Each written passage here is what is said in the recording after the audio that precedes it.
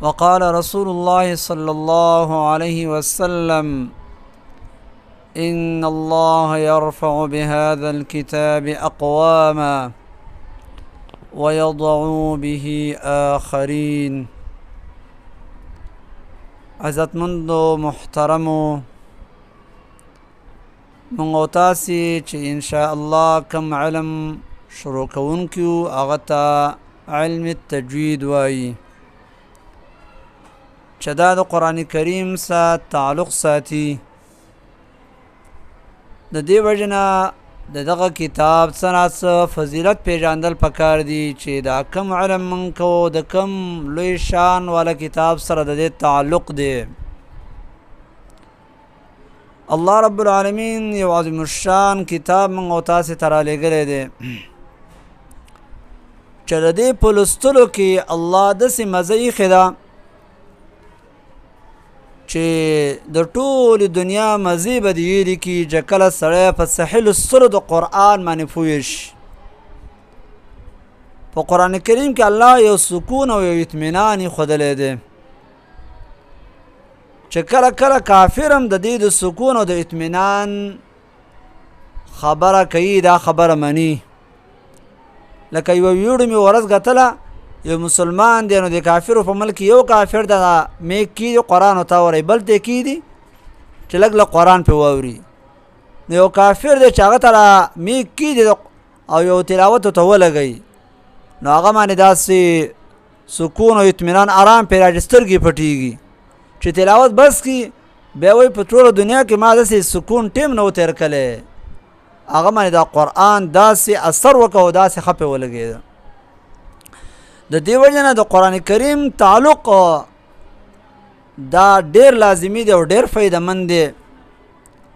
کو یو سړی دا وایي چې زه د الله عزت وکړم، نو حدیث کې راغلي 3 کسان داسې چې د دوی عزت وکړی شي، دا د الله د عزت کول نه دي. ان من اجلال لله، یقینا د عزت د الله نه، د لویوالي د الله نه دا ده چې یو سړی د بوډا عزت وکړي او د قرآن کریم د قاری عزت وکړي، او دارنګې د امام عادل، د امام عادل چې صحیح امام وي، قرآن و سنت باندې فیصلې کوي. نو داسې یو کتاب دی رسول الله د دې په باره کې فرمایي چې ان الله یرفع بهذا الكتاب اقواما، یقینا د دې کتاب په وجه باندې ځینې قومونه الله اوچتوي چې کوم خلک دا کتاب خلک په دې کتاب باندې ایمان لري او دارنګ عمل پې کوي، داسې خلکو ته الله اوچتې مرتبې ورکوي دنیا و آخرت کې. لکه د دنیا مرتبه وګورئ چې چا قرآن کریم ښه یاد کړی دی او ښه لوستونکی دی، د هغه په باره کې د الله رسول ویلي دی چې امامتي دې هغه څوک وکړي چې هغه ښه قرآن لوستونکی دی، اقرأهم لکتاب الله. نو په دنیا کې دا مشري، دا امامتي و مشري او عزت دی. دغه رنګې رسول الله فرمایي چې تاسې کې بهترین هغه کس دی چې هغه قرآن کریم زده کړي او نورو ته یې ښيي. نو ګوره د الله رسول هم دغه انسان ته بهتر ویلی دی. دارنګې موږ او تاسې باندې مر راتلونکی دی، نو هلته سفارش پکار دی. څوک به سفارش کوي؟ دا قرآن کریم سفارش کوونکی هم دی د خپلو تعلق لرونکو دپاره. رسول الله فرمایي اقرأوا القرآن فإنه يأتي يوم القيامة شفيعا لأصحابي. تاسې قرآن کریم لولئ، دا قرآن کریم ما د خپلو لوستونکو د طرف نه سفارش کوي. قرآن کریم لوستونکي دپاره الله دومره بلډینګ تیار کړی چې د دې د آیاتونو په اندازه معنی څومره آیاتونه چې ستا یاد و څومره قرآن دې ولوسته دومره اوچت بلډینګ الله تعالی درکوي.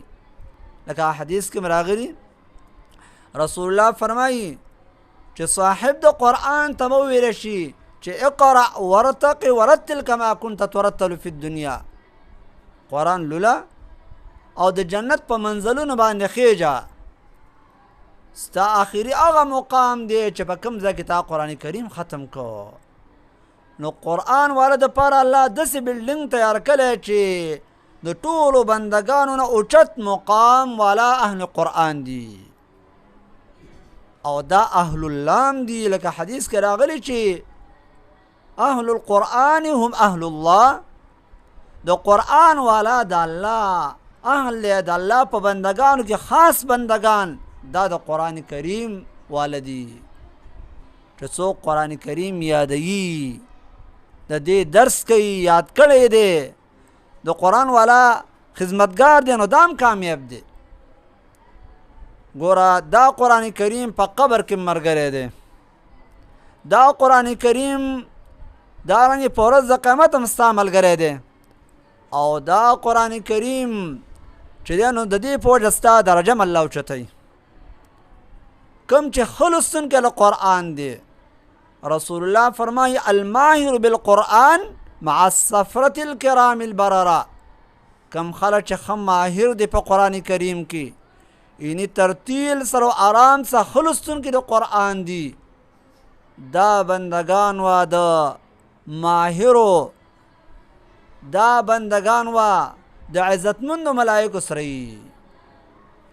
او کم خلک چې په دې کې تکلیف اوچتوي، ورته ګراني، ژبې ورپکې نښلي، او سره د تکلیف نه دا قرآن لولي، د ده لپاره 2 اجره دي.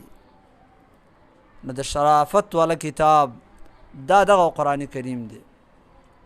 خو دا کوم حدیث مې چې مخکې ولوسته، په دې کې یوه خبره دا ده چې قیامت کې ورته دا ویله کېږي چې ورتل، په ترتیل سیلوله.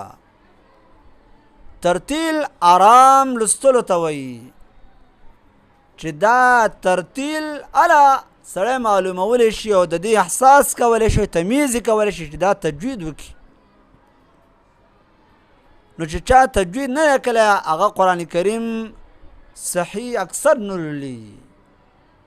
په ځینو ځایونو کې خو داسې چې ځینو اول نه محنت کړی، عملي قرآن کریم د ډېرو کمو خلکو سمي، خو چې علم تجوید وکړي، نو دې سبا پوره قرآن کریم هغه صحیح شي او برابر شي، او پوره د اجر او ثواب دا انسان مستحق وګرځي.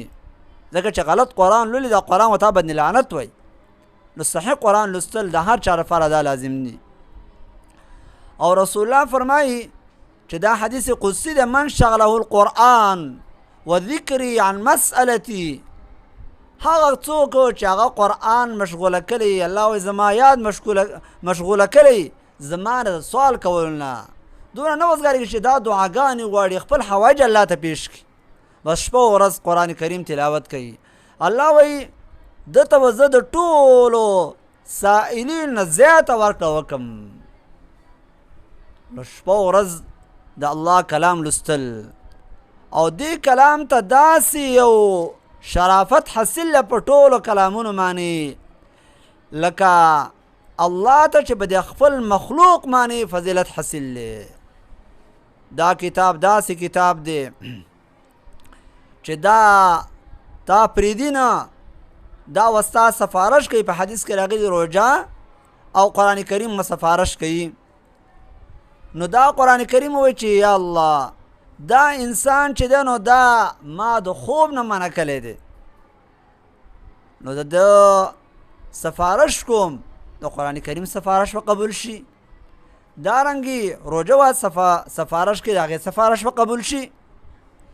نو چې کله داسې یو لوی شان والا کتاب دی، د دې د صحیح لوستلو دپاره خو ځان ډېر تیارول پکار دي، ځکه چې د دنیا او د آخرت شرافت او کامیابی الله په دې کتاب کې ایښې ده.